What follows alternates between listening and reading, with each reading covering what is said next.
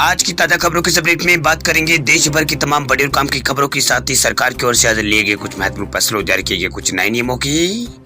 इसके अलावा वाहन चलाने वाले लोगों के लिए एक जरूरी महत्वपूर्ण खबर निकल कर सामने बताएंगे आपको आगे इस अपडेट में।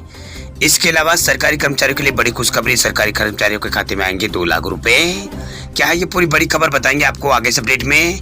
इसके अलावा देश में 1000 शहरों में 5G नेटवर्क लाने की तैयारी में जुटी ये कंपनी का इलाकों में पायलट रन है जारी। क्या है ये पूरी बड़ी खबर बताएंगे आपको आगे इस अपडेट में। इसके अलावा यहाँ पर सरकारी स्कूलों में पढ़ने वाले छात्र छात्राओं के लिए खुशखबरी, सरकार इस योजना के तहत विद्यार्थियों को दे रही है 10,000 रुपए। क्या है ये पूरी बड़ी खबर बताएंगे आपको आगे इस अपडेट में। इसके अलावा यहाँ पर बैंक खाता वालों के लिए एक जरूरी और महत्वपूर्ण खबर निकल कर सामने बताएंगे आपको आगे इस अपडेट में।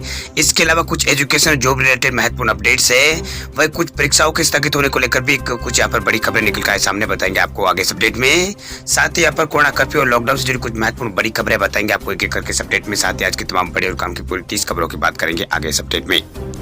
बात करते हैं आज की पहली बड़ी खबर की, तो 31 जनवरी तक फिजिकल रैली नहीं कर सकेंगे राजनीतिक दल, चुनाव आयोग ने बढ़ाया है प्रतिबंध। चुनाव आयोग ने फिजिकल रैलियों पर प्रतिबंध बढ़ा दिया है। वह चुनाव आयोग के मुताबिक अब 31 जनवरी तक कोई भी राजनीतिक दल फिजिकल रैली और रोड शो यहाँ पर नहीं कर सकेगा। हालांकि चुनाव आयोग ने पब्लिक मीटिंग को जरूर मंजूरी यहाँ पर दे दी है। वह चुनाव आयोग ने फिजिकल रैली और रोड शो पर रोक के आदेश को 31 जनवरी तक के लिए यहाँ पर रखा है। वह आयोग ने डोर टू डोर कैंपेन करने के लिए 5 लोगों की संख्या को बढ़ाकर अब 10 कर दिया है। पहले ये छूट यहाँ पर 5 की थी, अब 10 यहाँ पर कर दिया है। ये छूट पहले चरण के प्रत्याशियों के लिए 28 जनवरी और दूसरे चरण के प्रत्याशियों के लिए 1 फरवरी से लागू होगी। वही 27 जनवरी को पहले चरण के चुनाव लड़ने वाले उम्मीदवारों को अंतिम रूप यहाँ पर दिया जाएगा। ऐसे में चुनाव आयोग यानी इलेक्शन कमीशन ने राजनीतिक दलों और प्रत्याशियों को पब्लिक मीटिंग की अनुमति देने का फैसला यहाँ पर लिया है। वह चुनाव आयोग के फैसले के मुताबिक खुली जगहों पर उम्मीदवार अधिकतम 500 लोगों की और जगह में 50% क्षमता से सार्वजनिक बैठक कर सकते हैं। ये आयोजन यहाँ पर एसडीएम द्वारा निर्धारित सीमा के हिसाब से 28 जनवरी से 8 फरवरी तक यहाँ पर किए जाएंगे। वही दूसरे चरण में चुनाव लड़ने वाले उम्मीदवारों को 31 जनवरी 2022 को अंतिम रूप पर दिया जाएगा। इसलिए चुनाव आयोग ने कहा है कि राजनीतिक दलों और उम्मीदवारों को पब्लिक मीटिंग की अनुमति देने का फैसला यहाँ पर लिया है। इस दौरान अधिकतम 500 लोग या फिर जगह के हिसाब से 50% क्षमता के साथ यहाँ पर एसडीएम द्वारा निर्धारित सीमा के हिसाब से सार्वजनिक सभाओं की इजाजत दी गई है। चलिए बात करते हैं अगली खबर की। देश के 1000 शहरों में 5G नेटवर्क लाने की तैयारी में जुटी रिलायंस जियो का इलाकों में पायलट रन जारी। देश की सबसे बड़ी टेलीकॉम कंपनी रिलायंस जियो ने देश के 1000 छोटे बड़े शहरों में 5G नेटवर्क कवरेज का ढांचा खड़ा करने की योजना बनाई है। वह जियो इस लक्ष्य को पाने के लिए फाइबर नेटवर्क के विस्तार के साथ पायलट योजना भी चला रही है। वह वोडाफोन आइडिया और एयरटेल भी अपनी 5G सर्विस लॉन्च करने जा रहे हैं। वह रिलायंस जियो इन्फोकॉम के डेस्क ने अपने बयान में कहा है कि भारत में 5G सर्विस मुहैया कराने से जुड़ी अपनी तैयारी का ब्यौरा देते हुए उन्होंने कहा है कि इसके लिए कंपनी ने कई टीमें बनाई है। वह जियो के मुताबिक देश के उन 1000 शहरों की लिस्ट तैयार है जहां पर 5G नेटवर्क ले जाने की प्लानिंग यहाँ पर की गई है। वही जियो भी इसके लिए यहाँ पर एडवांस यूज केस ट्रायल यहाँ पर कर रही है। वही 5G का इस्तेमाल बड़े स्तर पर हेल्थ केयर और इंडस्ट्रियल और ऑटोमेशन के लिए यहाँ पर किया जाना है। वही कंपनी ने कहा है कि देश के कई शहरों में 5G पायलट प्रोग्राम यहाँ पर चला रहा है। वही 5G नेटवर्क शुरू करने के लिए 3D मैप्स और आर्रे ट्रेसिंग और टेक्नोलॉजी से नेटवर्क प्लानिंग का काम यहाँ पर जारी है। ये काम देश के कई शहरों में एक साथ हो रहा है।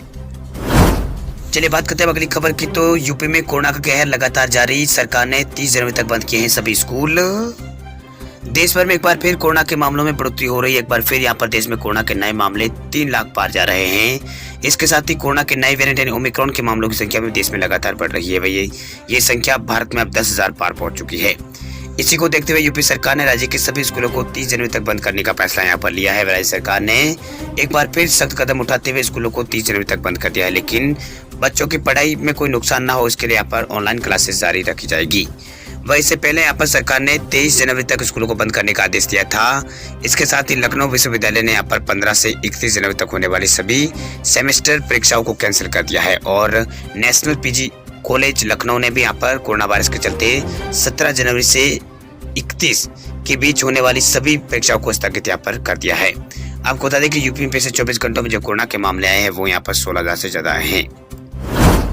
चलिए बात करते हैं अगली खबर की। तो इस तरह के पैन कार्ड पर अब देना होगा 10,000 का जुर्माना, 31 मार्च से पहले कर ले ये काम।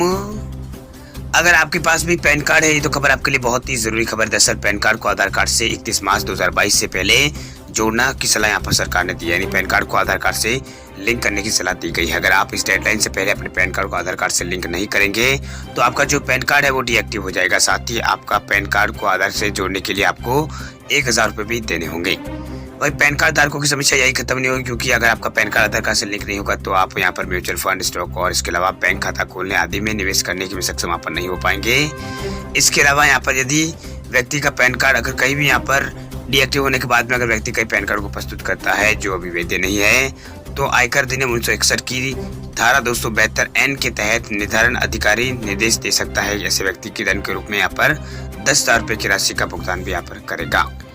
चलिए बात करते हैं अगली खबर की। तो यूपीटीटी परीक्षा को लेकर बड़ी खबर देखिए। उत्तर प्रदेश शिक्षक पात्रता परीक्षा आज से परीक्षा केंद्रों पर प्रवेश के लिए ले जाने होंगे ये दस्तावेज। कोविड के बढ़ते मामलों के बीच 23 जनवरी आज रविवार को यहाँ पर यूपीटीटी 2021 की परीक्षा का आयोजन यहाँ पर होने जा रहा है। वही प्रदेश के सभी 75 जिलों में 2 पारियों में यूपीटीटी की परीक्षा का आयोजन यहाँ पर होगा। वही सचिव परीक्षा नियामक प्राधिकारी उन्होंने यहाँ पर कहा है कि यूपीटीटी परीक्षा इस परीक्षा में यहाँ पर 21,65,000 से अधिक अभ्यर्थी यहाँ पर शामिल होंगे। पहली पारी सुबह 10 बजे से 12:30 बजे तक प्रारंभिक स्तर पर परीक्षा होगी, जबकि दूसरी पारी में दोपहर 2:30 बजे से 5 बजे तक उच्च प्राथमिक स्तर की परीक्षा होगी। वही प्रारंभिक स्तर में परीक्षा में यहाँ पर 12,51,000 के आसपास परीक्षार्थी शामिल होंगे। वही उच्च प्राथमिक स्तर की परीक्षा में यहाँ पर 8,73,000 से अधिक परीक्षार्थी यहाँ पर शामिल होंगे। आपको बता दें कि 28 नवंबर 2021 को पेपर लीक होने के चलते यूपीटीटी की परीक्षा को रद्द कर दिया गया था। वही नकल और वहीन और निष्पक्ष और पारदर्शी ढंग से परीक्षा कराने के लिए अभ्यर्थी यहाँ पर परीक्षा शुरू होने के 30 मिनट पहले परीक्षा कक्ष में पहुंच सकेंगे। वही परीक्षा प्रारंभ होने के निर्धारित समय से 30 मिनट पूर्व के बाद किसी भी अभ्यर्थी को यहाँ पर परीक्षा केंद्र में प्रवेश की अनुमति यहाँ पर नहीं होगी। वही परीक्षा केंद्र पर प्रवेश पत्र साथ ले जाना, यहाँ पर प्रवेश पत्र के साथ अभ्यर्थी को अपने ऑनलाइन आवेदन में यहाँ पर अंकित फोटोयुक्त पहचान पत्र की मूल प्रति भी यहाँ पर ले जाना अनिवार्य होगी, ये यहाँ पर कहा गया है। चलिए बात करते हैं अगली खबर की। तो केंद्रीय कर्मचारियों के लिए बड़ी खुशखबरी, खाते में आएंगे 2 लाख रुपए, जल्द मिल सकता है बकाया एरियर। केंद्रीय कर्मचारियों को केंद्र सरकार की ओर से जल्दी बड़ी खुशखबरी मिल सकती है। दरअसल इस साल केंद्रीय कर्मचारियों के डीए में इजाफे के साथ साथ यहाँ पर 18 महीने का जो एरियर बकाया है वो भी यहाँ पर मिल सकता है। उम्मीद जताई जा रही है कि जल्दी इस मामले को लेकर चर्चा हो सकती है। ऐसे में एक बार फिर यहाँ पर केंद्रीय कर्मचारियों को लंबा समय से जो इंतजार है, वो जो मांग है वो पूरी होने की आस उन्होंने जगी है। ऐसे अगर होता है तो यहाँ पर कर्मचारियों को एक साथ 2 लाख रुपए का एरियर यहाँ पर मिलेगा। वही आपको बता दें कि 18 महीनों का जो बकाया एरियर है उसे लेकर National Council of Joint Consultative Machinery ने एक बार फिर यहाँ पर सरकार से इसे देने की मांग यहाँ पर की है। वही काउंसिल ने इसके 1 टाइम सेटलमेंट की गुजारिश भी यहाँ पर की है। हालांकि अभी तक इसको लेकर कोई बात यहाँ पर नहीं बनी है, लेकिन एक बार फिर यहाँ पर बातचीत की सुगबुगाहट से यहाँ पर जो कर्मचारी है उनके मन में सोई भी आस अभी यहाँ पर जगने लगी है। उम्मीद है कि जल्दी कैबिनेट सेक्रेटरी के साथ इस पर चर्चा यहाँ पर हो सकती है। चलिए बात करते हैं अगली खबर की। तो सस्ते होंगे ऑटो पार्ट्स, बजट में इंडस्ट्री कर रही है जीएसटी को कम करने की मांग। कोरोना महामारी की वजह से बाजार में घटती मांग और नकली बाजार पर नियंत्रण लगाने के लिए ऑटो पार्ट्स इंडस्ट्री ने सभी ऑटो पार्ट्स पर जीएसटी को कम करने की मांग यहाँ पर की है। वही ऑटो पार्ट्स पर 18% जीएसटी की दर यहाँ पर करने की मांग इंडस्ट्री कर रही है। अभी ऑटो पार्ट्स पर 28% के हिसाब से यहाँ पर जीएसटी दर वसूला जाता है। भारतीय ऑटो कंपोनेंट उद्योग की बड़ी एसोसिएशन से एक यहाँ पर ऑटोमोटिव कंपोनेंट मैन्युफैक्चरर एसोसिएशन ने केंद्रीय बजट के लिए सरकार को अपनी सिफारिशों में सभी ऑटो पार्ट्स पर एक समान 18% एक समान जीएसटी दर लगाए जाने की डिमांड यहाँ पर ये कर रहे हैं। इसने सरकार को रिसर्च और विकास में निवेश बढ़ाने के लिए यहाँ पर RODPTEB पर विचार करने को कहा है। वही बात करते हैं अगली खबर की। दिल्ली की केजरीवाल सरकार ने शुरू की है ये योजना, छात्रों को मिलेंगे पूरे 10,000 रुपए। दिल्ली के मुख्यमंत्री अरविंद केजरीवाल की तरफ से यहाँ पर मुख्यमंत्री विद्यार्थी प्रतिभा योजना की शुरुआत की गई है। यह योजना दिल्ली सरकार द्वारा शिक्षा को बढ़ावा देने के उद्देश्य से शुरू की गई है। 2020-21 में मुख्यमंत्री विद्यार्थी प्रतिभा योजना के तहत 10,100 विद्यार्थियों का चयन यहाँ पर किया गया है। इस योजना के यहाँ पर आर्थिक रूप से कमजोर बच्चों को आर्थिक रूप से मदद करने का प्रावधान इस योजना में यहाँ पर किया गया है। इस योजना के अंतर्गत सरकार ने ऐलान किया है कि 9वीं और 10वीं की परीक्षा में जिन बच्चों का 50% से ज्यादा अंक आया है उन्हें 5,000 रुपए दिए जाएंगे, जबकि 11वीं और 12वीं में 60% से ज्यादा अंक लाने वाले बच्चों को 10,000 रुपए दिए जाएंगे। वही मीडिया रिपोर्ट की माने तो इस योजना के अंतर्गत 150 करोड़ रुपए का बजट सरकार की ओर से पेश किया गया है। इसके लिए दिल्ली सरकार ने एक पात्रता निश्चित यहाँ पर कर दी है। हालांकि दिल्ली सरकार द्वारा पहले भी यहाँ पर शिक्षा को लेकर तमाम तरह के कार्य यहाँ पर किए गए हैं, जिसकी खूब चर्चाएं कई जगह हो रही है। चलिए बात करते हैं अगली खबर की। तो क्रिकेट फैंस के लिए खुशखबरी, इस बार भारत में होगा आईपीएल का आयोजन। इंडियन प्रीमियर लीग के 15वें सीजन पर एक बड़ा अपडेट निकलकर सामने आ रहा है। दरअसल साल 2022 में आईपीएल का आयोजन कहाँ होगा, इसका जवाब यहाँ पर अब मिल गया है। दरअसल समाचार एजेंसी एएनआई ने बीसीसीआई के सूत्रों के हवाले से इस बात की पुष्टि की है कि इस साल आईपीएल का आयोजन जो भारत में यहाँ पर होगा, वही आईपीएल का इस बार आयोजन भारत के अंदर होना। वही आईपीएल के भारत में होने से भारतीय क्रिकेट फैंस में यहाँ पर खुशी की लहर दौड़ पड़ी है। दरअसल समाचार एजेंसी एएनआई की रिपोर्ट के मुताबिक आईपीएल को लेकर यहाँ पर कहा गया है कि इस लीग के मैच का आयोजन मुंबई के तीनों स्टेडियम वानखेड़े और डीवाई पाटिल और नवी मुंबई के स्टेडियम उसमें, और इसके अलावा यहाँ पर ब्रेडब्राउन स्टेडियम में यहाँ पर इस बार आईपीएल का आयोजन किया जाएगा। वहीं कुछ मैचों का आयोजन पुणे में भी यहाँ पर किया जा सकता है। हालांकि इस सीजन टूर्नामेंट का आयोजन भारत के में दर्शकों के बिना यहाँ पर शुरू होगा। वही बीसीसीआई जल्द ही आईपीएल का फुल शेड्यूल यहाँ पर जारी कर सकती है।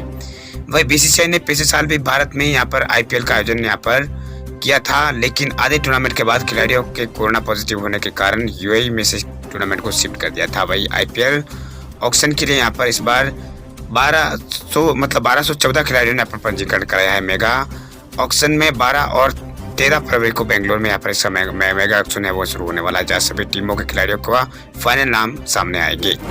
चलिए बात करते हैं अगली खबर की। देश में पिछले 24 घंटों में कोरोना के 3,37,000 से अधिक नए मामले सामने। दिल्ली में पिछले 24 घंटों में 45 लोगों की हुई है मौत।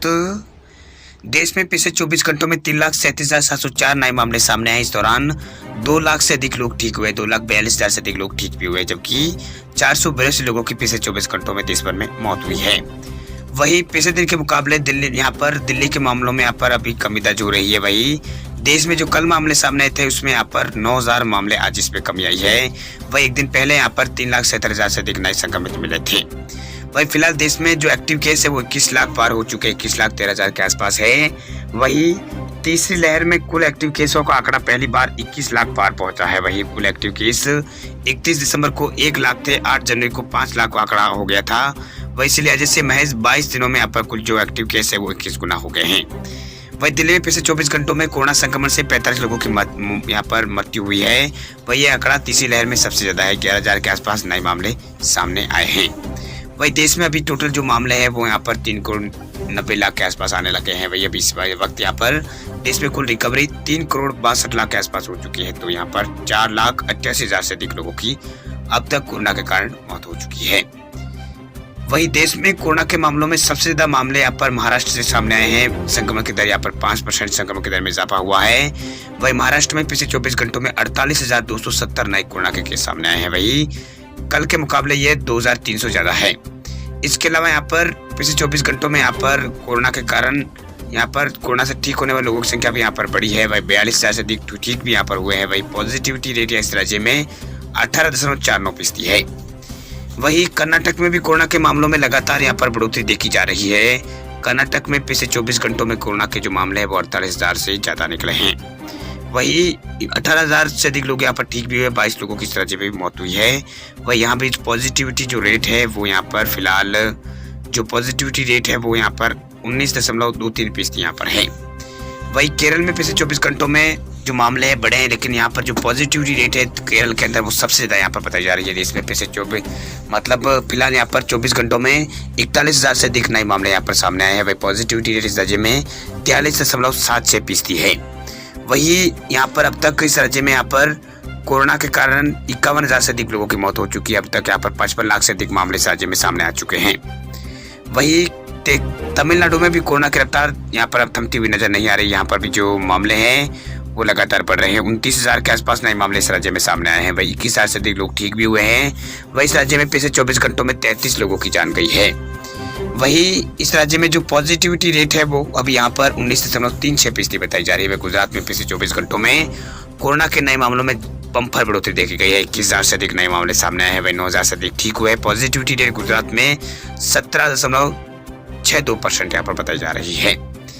वही दिल्ली में केसों की यहाँ पर गिरावट लगातार जारी है। पिछले 24 घंटों में नए मामलों की संख्या यहाँ पर 10,000 के आसपास रही है। वही पॉजिटिविटी रेट यहाँ पर फिलहाल 18 के आसपास चल रही है। एक्टिव केस यहाँ पर 68,000 के आसपास है। तो वही यहाँ पर दिल्ली में पिछले 24 घंटों में यहाँ पर मौतों का आंकड़ा बढ़ा है, 45 मौतें यहाँ पर हुई है।